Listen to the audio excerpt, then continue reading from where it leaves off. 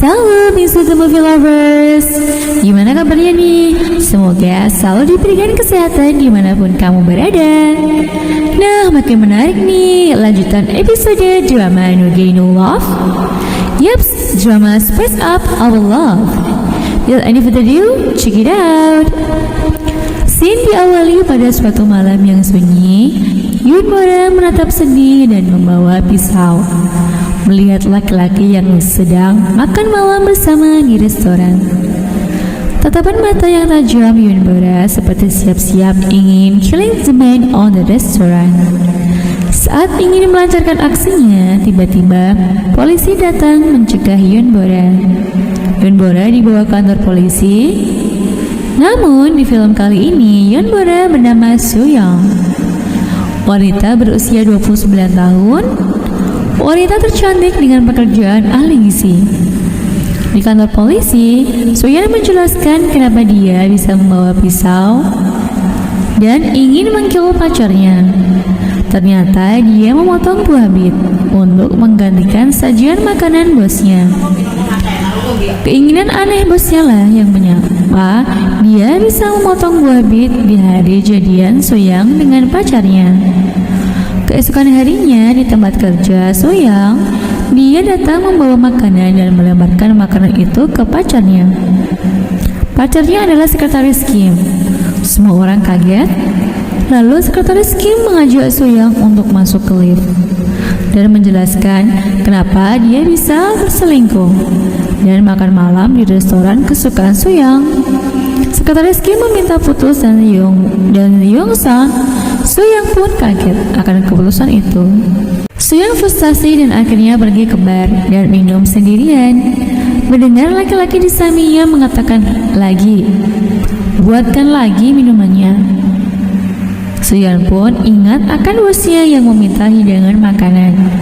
Laki-laki tersebut meminta minuman sebanyak mungkin karena belum menemukan rasa yang dia inginkan. Lalu Soo-young menghampiri laki-laki tersebut dengan tubuh gontai dan menasihatinya. Tanpa sadar dia pun curhat akan kelakuan pacarnya. Laki-laki tersebut menimpali dan mengatakan, aku tidak pernah bosan, baik rasa yang kusukai ataupun wanita yang kusukai. Lalu tiba-tiba Soo-young mengingat kejadian saat dia mabuk. Ternyata dia menikmati malam indahnya, malam hotnya dengan laki-laki tersebut. Malam yang mendebarkan dua insan yang tidak saling mengenal. Saat pagi tiba, laki-laki tersebut selesai mandi. Dia melihat Soo-young meninggalkan uang 200.000 won dan sebuah ID card perusahaan. Laki-laki tersebut tersenyum melihat ID cardnya. Dan di tempat kerja Soo-young, dia sedang memikirkan kejadian tadi malam. Dan muncullah bucket makanan dan bertuliskan ke ruang CEO. Soo-young pergi ke ruang CEO dan masuk ke ruang CEO. Saat kursi berputar, Soo-young kaget. Ternyata Kang Ha-jun adalah laki-laki yang dia temui tadi malam. Dan Ha-jun mendekat dan mengatakan, kelihatannya kamu kaget dan tadi malam hanya bernilai 200.000 won. Dia mengancam Soo-young dan Soo-young pun membalas ancamannya karena dia akan dipecat. Lalu meminta kembalian 180.000 won karena tadi malam hanya berharga 20.000 won.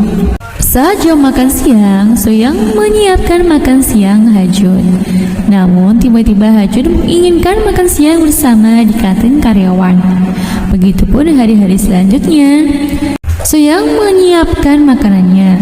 Setelah makan malam selesai, Ha-jun pun mengajak Soo-young ke dapur dan mereka melakukan adegan berlokakarya lagi dan termasuk adegan dewasa.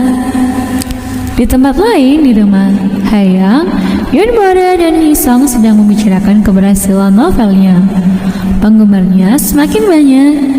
Dan kejadian dilanjutkan saat Yunbora pergi ke kantor polisi karena komentar haters dari Bohyun. Mereka bertemu dan Bohyun pun sungguh-sungguh menyesali dan meminta maaf atas perbuatannya. Namun Yunbora tidak ingin memaafkannya dan menyuruh untuk mati saja. Tiba-tiba Bohyun pun menyerah dan mengambil berkas-berkas yang berserakan di jalan.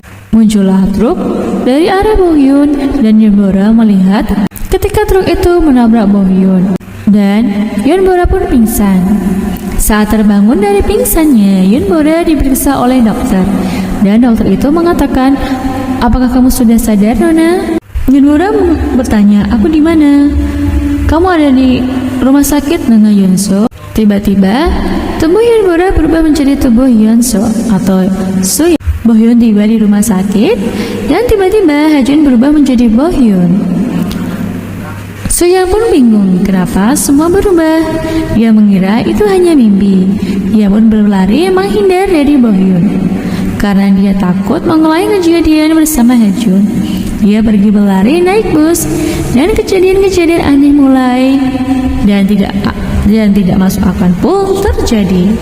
Saat Yeonbora sadar akan kejadian-kejadian aneh yang menimpanya, dia kembali bersama Bohyun dan memulai hissing. Di dalam diri Yeonso masih ada jiwa Yeonbora. Tiba-tiba dia menggigit bibir Bohyun dan berlari meninggalkannya ke toilet untuk sikat gigi. Dia pun teringat kejadian Yamot pijat-memijat bersama Hajun. Bohyun yang berperan sebagai Hajun mencari keberadaan Yeonbora di semua CCTV rumah sakit. Ketemulah Yeonbora terjebak di tubuh Yeonso dan merasa frustasi akan permainan petak umpetnya dengan Hajun.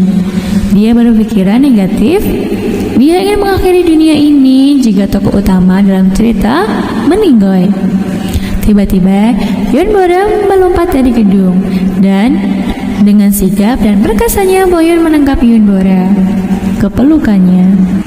Dengan bangganya, dia membawa Yeonso ke rumahnya. Di malam hari yang romantis dan hot, Hajun muncul membawa oil pijat yang bikin tambah romantis. Yeonso pun bertingkah menggoda Bohyun, namun di dalam dirinya Yeonbora memberontak. Adegan dewasa pun dimulai. Saat pagi berganti, Yeonso merasa aneh kenapa adegan terakhir tapi dia tidak berubah. Akhirnya, dia memberanikan diri untuk melakukan adegan terakhir dengan Hajun.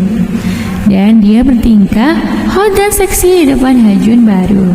Tiba-tiba, Hajun lama datang dan berdeham. Nah, kira-kira semakin hot gak nih episode kedua?